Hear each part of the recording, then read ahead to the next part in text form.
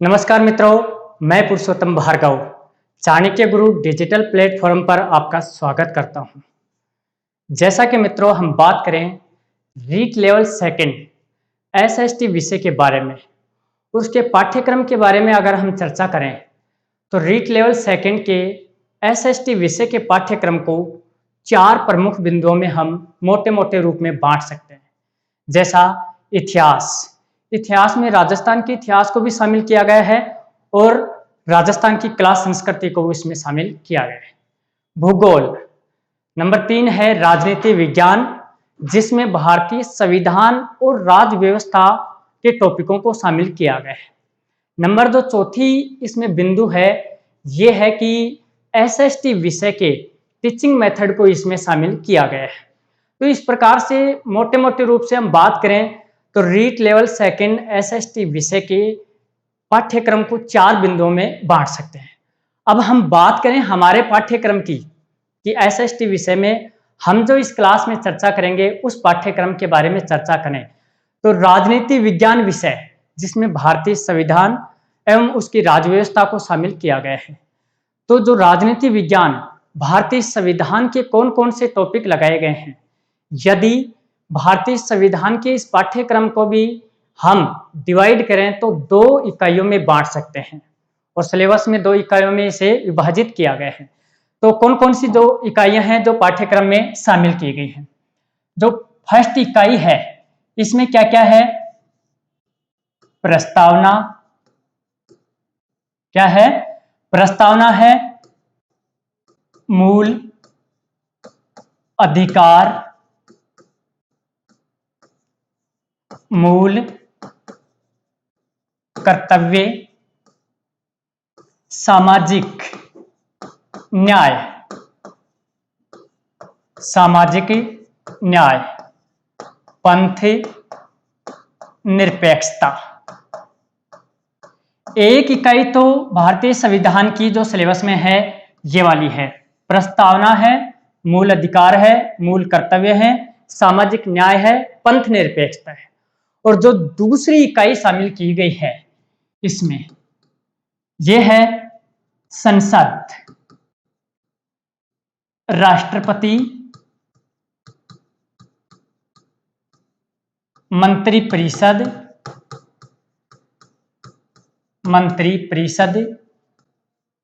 प्रधान मंत्री,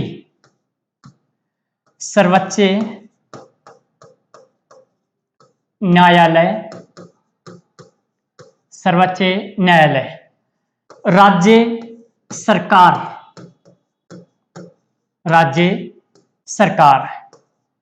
स्थानीय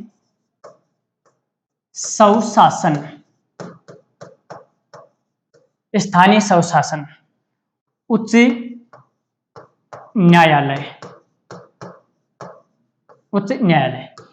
इस प्रकार से ये भारतीय संविधान का पार्ट जो रीट लेवल सेकंड में शामिल किया गया है। इसकी 2 इकाइयां हैं, फर्स्ट इकाई में ये टॉपिक है और सेकंड इकाई में ये टॉपिक है। अब जो हम इस क्लास में बात करने जा रहे हैं तो हम स्टार्ट कर रहे हैं राष्ट्रपति के टॉपिक से, कि राष्ट्रपति के बिंदु से हम हमारे यहाँ पर इस क्लास में स्टार्टिंग कर रहे हैं। तो जैसा मित्रों हमें पता हो कि संविधान का जो भाग 5 है, आपने अभी सिलेबस के बारे में देखा, तो संविधान का भाग 5 है वो लगभग रीट लेवल सेकंड में शामिल किया गया। तो भाग 5 को देखते हैं हम कि भाग 5 में क्या क्या है। भाग 5 और भाग 5 में अनुच्छेद 52 से और 151 शामिल किए गए। 52 से 151 तक के अनुच्छेद कौन से भाग में दिए गए हैं, 5 में। अब इस भाग 5 को भी हम अलग अलग डिवाइड करें तो भारतीय संविधान में इस भाग 5 को 5 अध्यायों में बांटा गया है। देखिए तो कि 5 अध्याय कौन कौन से हैं। भाग 5 को कितने अध्यायों में बांटा गया है, 5 अध्यायों में। अध्याय 1, और इस अध्याय 1 में अनुच्छेद 52 से और 78 शामिल किए गए हैं। यानी अध्याय 1 में कितने अनुच्छेद हैं? 52 से 62 तक। और इस 52 से 62 तक के बीच में किसका उल्लेख किया गया है? संघीय कार्यपालिका का उल्लेख किया गया है। किसका उल्लेख किया गया है? संघीय कार्यपालिका का उल्लेख किया गया है। यदि हम कार्यपालिका को भी विभाजित करें, बांटें, तो इसको 2 भागों में हम बांट सकते हैं। कार्यपालिका को कितने भागों में बांट सकते हैं? 2 भागों में। एक कौन सी? नाम मात्र की कार्यपालिका, नाम मात्र की कार्यपालिका। और नाम मात्र की कार्यपालिका में किसको शामिल किया जाता है? भारत के राष्ट्रपति को। भारत के राष्ट्रपति को नाम मात्र की कार्यपालिका में शामिल किया जाता है। और राष्ट्रपति का उल्लेख कौन से आर्टिकल में है? 52 में। अब बात करें हम दूसरी कार्यपालिका कौन सी हो सकती है, कि कार्यपालिका का दूसरा प्रकार कौन सा होता है? वास्तविक कार्यपालिका। वास्तविक कार्यपालिका। और वास्तविक कार्यपालिका में कौन शामिल होता है? संघीय मंत्री परिषद और भारत का प्रधानमंत्री। कौन शामिल होते हैं? संघीय मंत्री परिषद और प्रधानमंत्री। इनका यदि अनुच्छेद कि मंत्री परिषद का स्पेशल कौन सा अनुच्छेद में उल्लेख किया गया है, तो देखिए कौन से अनुच्छेद में किया गया है? 74। पिछला जो रीट का एग्जाम हुआ था उसमें ये क्वेश्चन आया कि मंत्री परिषद का उल्लेख कौन से आर्टिकल में किया गया है, तो कौन से आर्टिकल में किया गया है? 74 में। और भारत के प्रधानमंत्री के लिए कौन सा उल्लेख है? अनुच्छेद का 75, कि 75 में प्रधानमंत्री का उल्लेख किया गया। अब बात करें हम अध्याय 2 कि अध्याय नंबर 2। इस अध्याय नंबर 2 में अनुच्छेद 79 से और 122 तक शामिल है। कौन कौन से अनुच्छेद शामिल हैं? 79 से लेकर 122 तक के अनुच्छेदों का उल्लेख कौन से अध्याय में किया गया है? अध्याय 2 में। और इसमें किसका उल्लेख है? भारतीय संसद का उल्लेख किया गया है। इसमें लोकसभा और राज्यसभा को शामिल कर लिया जाता है। तो अध्याय 2 में 79 से 122 तक अनुच्छेद शामिल किए गए हैं। बात करें हम अध्याय 3 की, अध्याय 3। और इस अध्याय 3 में अनुच्छेद 123 को रखा गया है। किसको रखा गया है? 123। और आपको पता होगा कि अनुच्छेद 23 में किसकी व्याख्या की गई है? अध्यादेश। किसका उल्लेख किया गया है? अध्यादेश, ऑर्डिनेंस। 123 में अध्यादेश का उल्लेख किया गया है, जो संविधान के भाग 5 के अध्याय 3 में अनुच्छेद 123 में वर्णित किया गया। बात करें हम मित्रों कि अध्याय 4, अध्याय 4। इस अध्याय 4 में क्या है? इसमें आर्टिकल 124 से और 147 अर्थात 124 से 147 अनुच्छेदों का उल्लेख कौन से अध्याय में किया गया है? चौथे अध्याय में किया गया है। और इसमें भारतीय सर्वोच्च न्यायालय का वर्णन मिलता है। सर्वोच्च न्यायालय का वर्णन मिलता है। अनुच्छेद 124 से 147 के बीच किसका वर्णन मिलता है? सर्वोच्च न्यायालय का। अध्याय 5 की बात करें कि अध्याय 5 में किसका उल्लेख किया गया है? इसमें अनुच्छेद 148 से और 151 और इसमें उल्लेख किया गया है नियंत्रक व महालेखा परीक्षक। नियंत्रक व महालेखा परीक्षक। इस प्रकार से भारतीय संविधान के भाग 5 को 5 अध्यायों में बांटा गया है। अध्याय नंबर 1, अध्याय नंबर 1 इसमें आर्टिकल 52 से 78 का उल्लेख है। और इस अध्याय 52 से अध्याय 1 में 52 से 78 के बीच संघीय कार्यपालिका का उल्लेख किया गया है। कार्यपालिका को हम 2 भागों में बांट सकते हैं। नाम मात्र की कार्यपालिका, जिसमें हम राष्ट्रपति को शामिल करते हैं, इसका उल्लेख अनुच्छेद 52 में है। वास्तविक कार्यपालिका, संघीय मंत्री परिषद और प्रधानमंत्री। मंत्रिपरिषद का उल्लेख अनुच्छेद 74 में और प्रधानमंत्री का उल्लेख अनुच्छेद 75 में। अध्याय नंबर 2 अनुच्छेद 79 से 122 इसमें संसद का उल्लेख किया गया है। अध्याय नंबर 3 इसमें अनुच्छेद 123 अध्यादेश का उल्लेख किया गया है। अध्याय नंबर 4 124 से 147 आर्टिकल शामिल किए गए हैं और भारतीय सुप्रीम कोर्ट को इसमें शामिल किया गया है। अध्याय नंबर 5 अध्याय 5 में आर्टिकल 148 से 151 शामिल किए गए और इसमें नियंत्रक व महालेखा परीक्षक इसको कहते हैं केगबी। क्या कहते हैं? केगबी। इस प्रकार से भाग 5 को 5 अध्यायों में बांटा गया है। तो हमने अभी सिलेबस देखा था हमारे दूसरी इकाई का, लगभग पूरा सिलेबस जो दूसरी इकाई का था वो भाग 5 में शामिल किया गया। लगभग अनुच्छेद इसमें शामिल हैं। तो हम इसको देखते हुए हम स्टार्ट करते हैं। हमारे सिलेबस का पहला टॉपिक कौन सा? राष्ट्रपति। राष्ट्रपति के टॉपिक से हम हमारे सिलेबस को स्टार्ट करते हैं। मित्रों, आपने भी पढ़ा होगा, इसको समझा भी होगा। अब मेरी एक बात आपके लिए है कि किसी भी आर्टिकल को रट लेना संविधान की समझ नहीं है। यानी कोई भी आर्टिकल को आपने रट लिया वो एक संविधान की समझ नहीं है। यदि हमने किसी भी कंसेप्ट को गहराई से डेप्थ में जाकर उसे अच्छे से समझा है तो हम एग्जाम में अच्छी परफॉर्मेंस कर सकते हैं। तो इस प्रकार से हमें बहुत अच्छे तरीके से इस राष्ट्रपति के टॉपिक को समझना है और बड़ा महत्वपूर्ण टॉपिक है और जहां तक है सभी एग्जामों में राष्ट्रपति के टॉपिक से क्वेश्चन पूछे जाते हैं। तो हम स्टार्ट करते हैं। राष्ट्रपति। राष्ट्रपति अनुच्छेद 52 से 62 और भाग कौन सा है? 5। भाग कौन सा? 5। भारत के राष्ट्रपति का उल्लेख 52 से 62 अनुच्छेदों में किया गया है और भाग कौन से में? 5। वैसे तो 395 अनुच्छेदों में कहीं ना कहीं राष्ट्रपति का वर्णन मिलता ही है, लेकिन मुख्यतः 52 से 62 के बीच में राष्ट्रपति का ही उल्लेख किया गया। तो मित्रों, अब हम समझते हैं राष्ट्रपति के बारे में। साधारण से कुछ तथ्य भी हैं इसके बारे में, वो भी हम देख लेते हैं कि राष्ट्रपति का जो पद है वो किस देश के संविधान से लिया गया है। राष्ट्रपति का जो पद है वो अमेरिका के संविधान से ग्रहित किया गया है। यानी हमारे देश के संविधान में राष्ट्रपति का पद कहां से लिया गया है? अमेरिका के संविधान से लिया गया। बात करें कि राष्ट्रपति की संवैधानिक स्थिति के बारे में।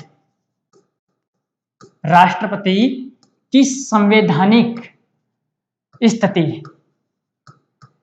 यह प्रावधान लिया गया है ब्रिटेन के संविधान से। कहां से लिया गया है?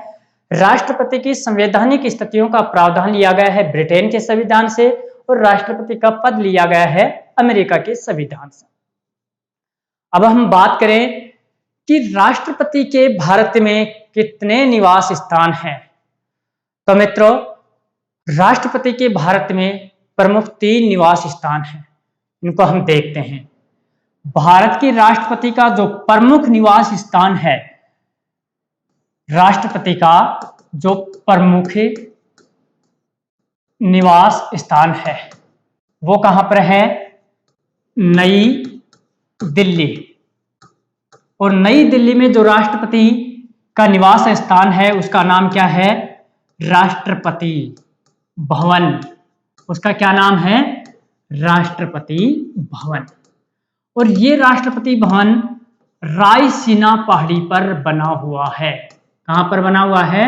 रायसीना पहाड़ी पर बना हुआ है। और जो दूसरा निवास स्थान है वो कहां पर है? हिमाचल प्रदेश। और हिमाचल प्रदेश की राजधानी कौन सी है? शिमला। शिमला में एक स्थान है थरवरा। कौन सा स्थान है? थरवरा। और यहां पर जो राष्ट्रपति का निवास स्थान बना है उसका क्या नाम है? The retreat. उसका क्या नाम है? The retreat. इस प्रकार से 2 पढ़े हमने। एक तो नई दिल्ली में है राष्ट्रपति भवन, उसका नाम है, और वो कहां पर बना हुआ है? रायसीना पहाड़ी पर। दूसरा कौन सा है? हिमाचल प्रदेश की राजधानी शिमला में एक स्थान है छरवरा, और वहां पर कौन सा स्थान बना हुआ है राष्ट्रपति का निवास स्थान? The retreat. एक स्थान और है राष्ट्रपति का निवास स्थान हैदराबाद में। कहां पर है? हैदराबाद। और हैदराबाद में जो राष्ट्रपति का निवास स्थान है उसका नाम है राष्ट्रपति निलयम। राष्ट्रपति निलयम। इस प्रकार से मित्रों हमने 3 राष्ट्रपति के निवास स्थान पढ़े। एक कहां पर है? नई दिल्ली में। नाम क्या है? राष्ट्रपति भवन। कहां पर बना हुआ है? रायसीना पहाड़ी पर। दूसरा कहां पर है? हिमाचल प्रदेश की राजधानी शिमला, वहां पर एक स्थान है कौन सा? छरवरा। और वहां पर जो राष्ट्रपति का निवास स्थान बना हुआ है उसका क्या नाम है? The retreat. तीसरा हैदराबाद में। हैदराबाद में जो निवास स्थान है उसका क्या नाम है? राष्ट्रपति निलयम। इस प्रकार से भारत के राष्ट्रपति के 3 निवास स्थान हैं। मित्रों अब हम इसकी स्टेप वाइज अनुच्छेदों का अध्ययन करें तो हमें एक एक अनुच्छेद का अध्ययन करना है। हमें राष्ट्रपति के बारे में एक एक अनुच्छेद का अध्ययन करना है। अनुच्छेद 52 कि भारत के संविधान का अनुच्छेद 52 क्या व्याख्या करता है, क्या इसमें प्रावधान किया गया है, क्या लिखा गया है इसमें। अनुच्छेद 52 में यह प्रावधान किया गया है कि भारत का एक राष्ट्रपति होगा। भारत का एक राष्ट्रपति होगा। ऐसा प्रावधान कौन सा अनुच्छेद करता है? 52, कि भारत का एक राष्ट्रपति होगा। बड़ा सिंपल सा अनुच्छेद है, सिंपल से इसकी व्याख्या है कि भारत में कितने राष्ट्रपति बनाए जा सकते हैं? एक राष्ट्रपति। ऐसा प्रावधान किसमें किया गया है? अनुच्छेद 52 में किया गया है। इसके आगे जो अनुच्छेद है 53, आर्टिकल 53। अनुच्छेद 53 क्या कहता है कि संविधान की सभी कार्यपालिका शक्ति, संविधान की समस्त कार्यपालिका अर्थात संवैधानिक शक्तियां,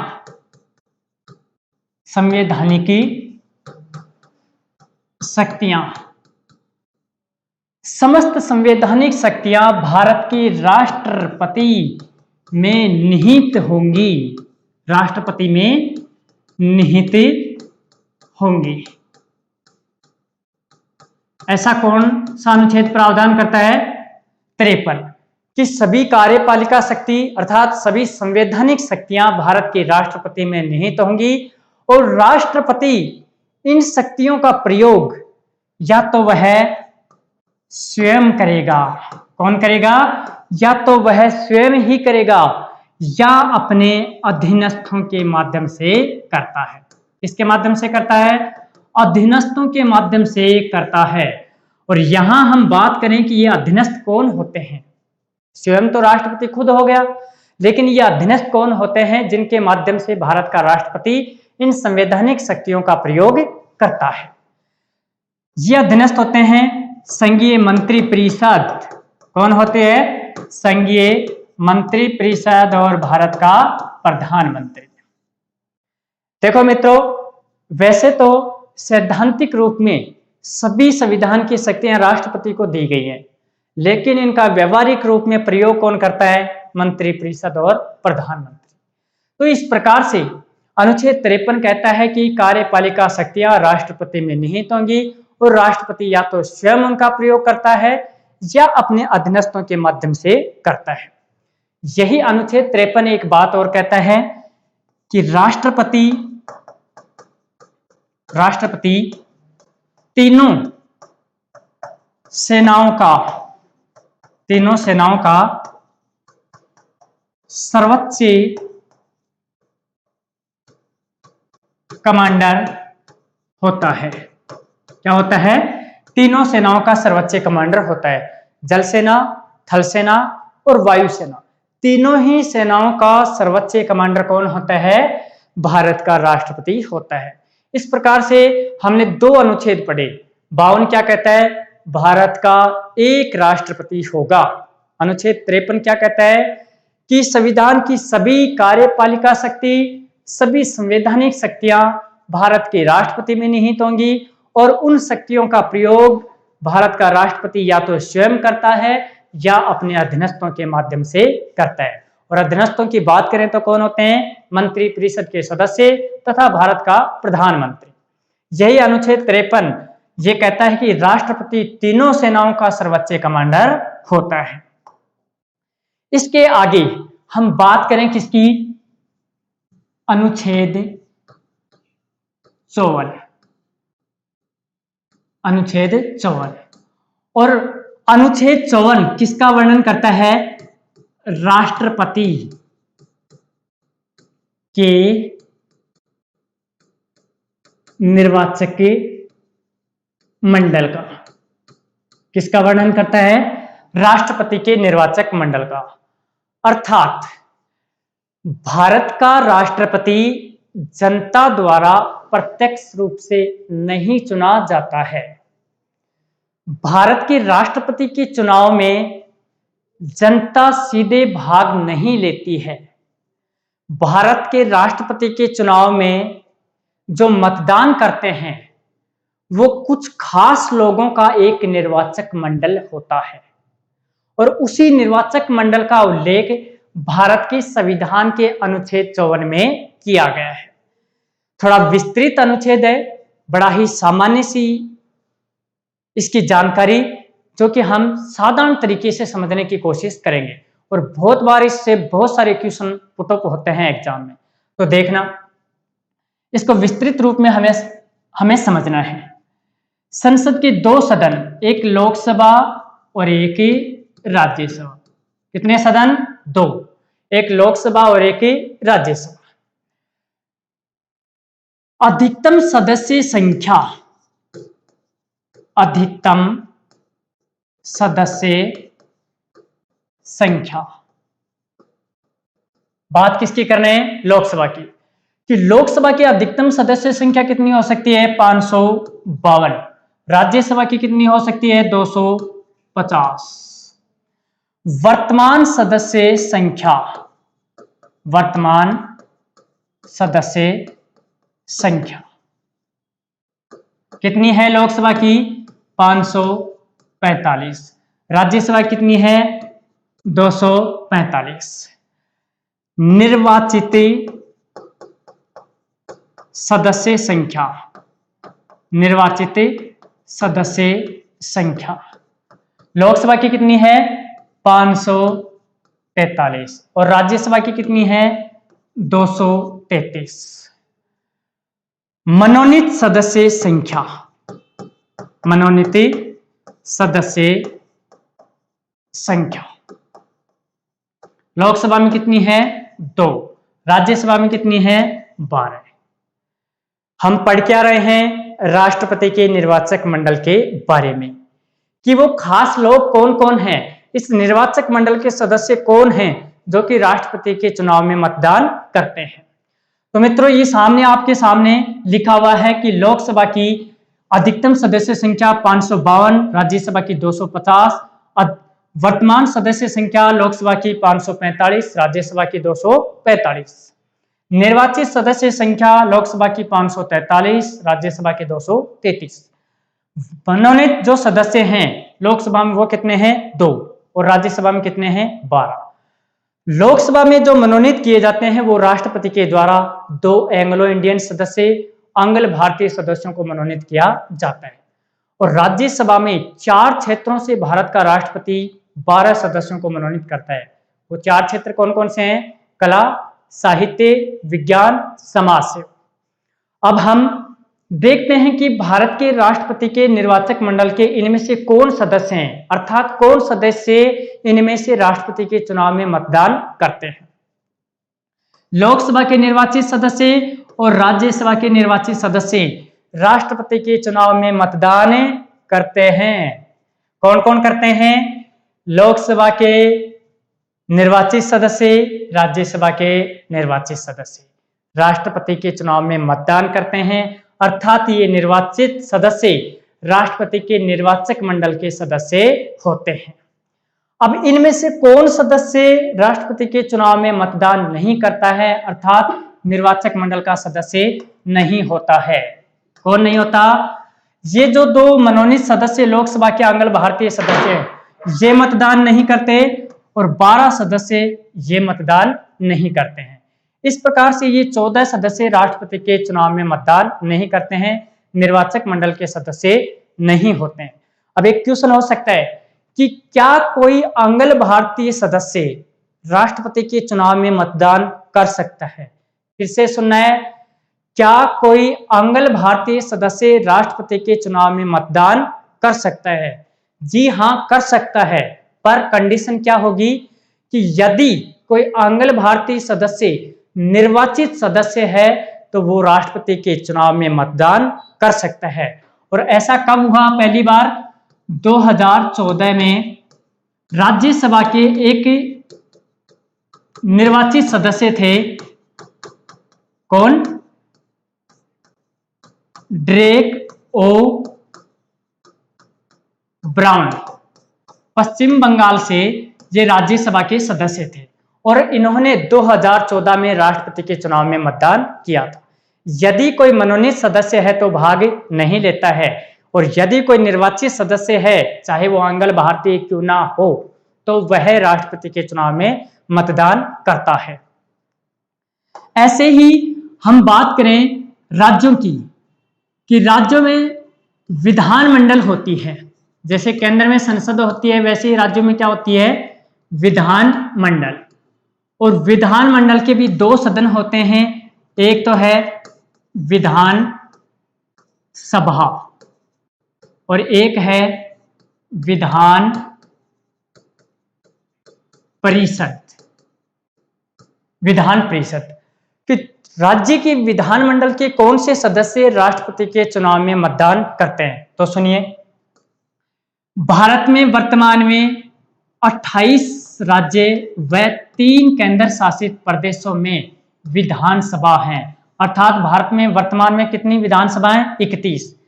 इन 31 विधानसभाओं के सभी निर्वाचित सदस्य राष्ट्रपति के चुनाव में भाग लेते हैं। यानी 3 केंद्र शासित प्रदेश कौन से? नई दिल्ली, पुदुचेरी, जम्मू कश्मीर। इस प्रकार से इन 3 केंद्र शासित प्रदेशों की विधानसभा और 28 राज्यों की विधानसभा के सभी निर्वाचित सदस्य राष्ट्रपति के चुनाव में भाग लेते हैं। विधानसभा में भी राज्यपाल एक आंगल भारतीय सदस्य को मनोनीत कर सकता है, अर्थात विधानसभा के मनोनीत सदस्य राष्ट्रपति के चुनाव में भाग नहीं लेते हैं। बात करें हम विधान परिषद की, कि विधान परिषद के कौन से सदस्य भाग लेते हैं? तो विधान परिषद के निर्वाचित प्लस मनोनीत,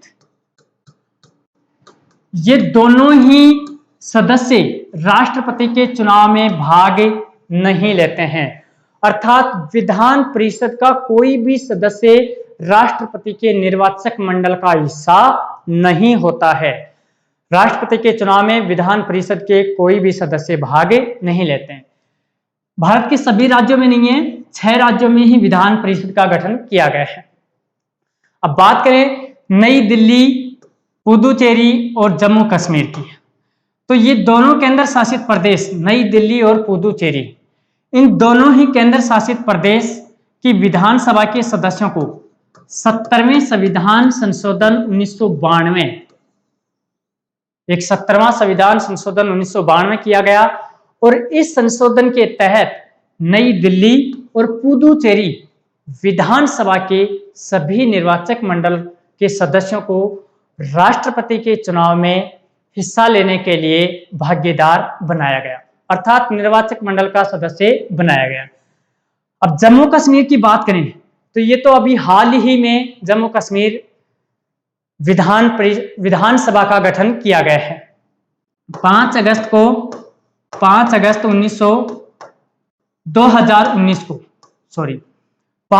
2019 को जम्मू कश्मीर पुनर्गठन अधिनियम पेश किया गया, जिसके तहत जम्मू कश्मीर का राज्य का दर्जा खारिज किया गया और इसको केंद्र शासित प्रदेश का दर्जा दिया गया।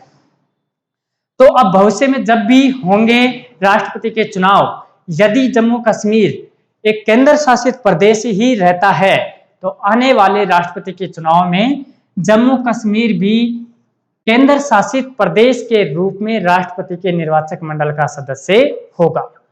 हमने अनुच्छेद 54 के बारे में पढ़ा है कि कौन सदस्य राष्ट्रपति के चुनाव में भाग ले सकते हैं, कौन भाग नहीं ले सकते। सिंपल सी एक लाइन में ही इसको सब कुछ समेटा जा सकता है। संसद के दोनों सदनों के अर्थात लोकसभा और राज्यसभा, संसद के दोनों सदनों के सभी निर्वाचित सदस्य और सभी राज्यों की विधानसभा के निर्वाचित सदस्य और केंद्र शासित प्रदेश नई दिल्ली, पुदुचेरी और जम्मू कश्मीर विधानसभा के सभी निर्वाचित सदस्य राष्ट्रपति के चुनाव में भाग लेते हैं। अब कौन भाग नहीं लेते हैं? संसद के दोनों सदनों के मनोनीत सदस्य और राज्य की विधानसभा के मनोनीत सदस्य और विधान परिषद के सभी, चाहे वो मनोनीत हो चाहे निर्वाचित हो, सभी सदस्य राष्ट्रपति के चुनाव में भाग नहीं लेते हैं। इस प्रकार से अनुच्छेद 54 निर्वाचक मंडल का वर्णन करता है और इन सबको मिलाकर भारत के राष्ट्रपति का निर्वाचक मंडल गठित किया जाता है और ये निर्वाचक मंडल के सदस्य ही राष्ट्रपति के चुनाव में भाग लेते हैं। यदि हमें पूछा जाए संख्या में कि टोटल कितने वोटर्स होते हैं, तो देखो लोकसभा के हमने देखे थे कितने 543 निर्वाचित सदस्य और राज्यसभा के कितने देखे थे 233, अर्थात 776 वोटर्स तो संसद के सदस्य होते हैं। और भारत में वर्तमान में 28 राज्य प्लस 3 केंद्र शासित प्रदेशों में विधानसभा है, अर्थात 31 विधानसभा है वर्तमान में।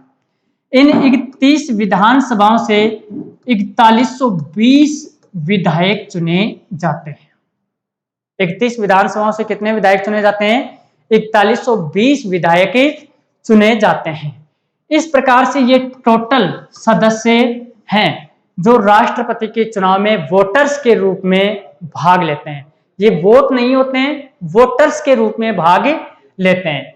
इस प्रकार से अनुच्छेद 54 की जो व्याख्या है की गई है कि कौन सदस्य राष्ट्रपति के चुनाव में भाग ले सकता है, कौन सदस्य राष्ट्रपति के चुनाव में भाग नहीं ले सकता है।